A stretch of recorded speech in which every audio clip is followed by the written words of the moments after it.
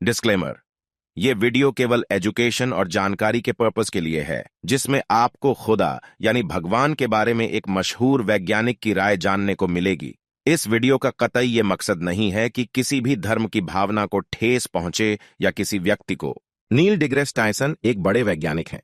उनकी रिसर्च ने ब्रह्मांड विज्ञान, तारकीय विकास, गैलेक्टिक खगोल विज्ञान समेत कई टॉपिक पर लोगों का ध्यान खींचा है। उन्होंने मैरीलैंड विश्वविद्यालय, प्रिंसटन विश्वविद्यालय, अमेरिकी इतिहास संग्रहालय और हेडन तारामंडल सहित कई संस्थानों में कई पदों पर काम किया है। तो उनसे जब एक बार ये सवाल पूछा गया, क्या आप खुदा को मानते हैं, यानी खालिक को? मैं जितना ज्यादा इस दुनिया को देखता हूं, मुझे उतना ही खुदा पर कम विश्वास होता है कि यहां कुछ अच्छा हो रहा हो। इसीलिए अगर किसी खुदा के बारे में आपका मानना यह है कि वो सबसे ज्यादा ताकतवर है और सबसे अच्छा है, तो ये दो बातें, ताकत और अच्छाई, कोई सामान्य बात नहीं है जिसे आप किसी खालिक यानी खुदा के बारे में बता सकते हैं।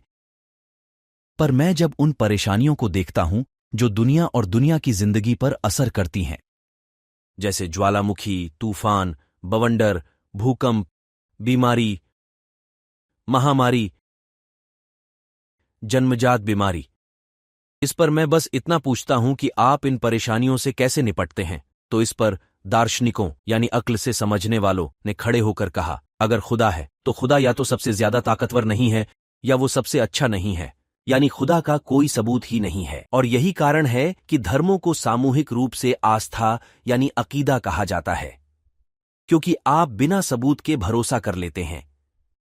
इसीलिए इसे ईमान या आस्था कहा जाता है। ऐसा न होता तो हम सभी धर्मों को सबूत कहते, लेकिन ठीक इसी कारण से हम इसे सबूत नहीं कहते। मैं खुदा को कायनात में ढूंढता हूं, पर वो मुझे नहीं मिलता, इसलिए मैं यकीन नहीं करता हूं।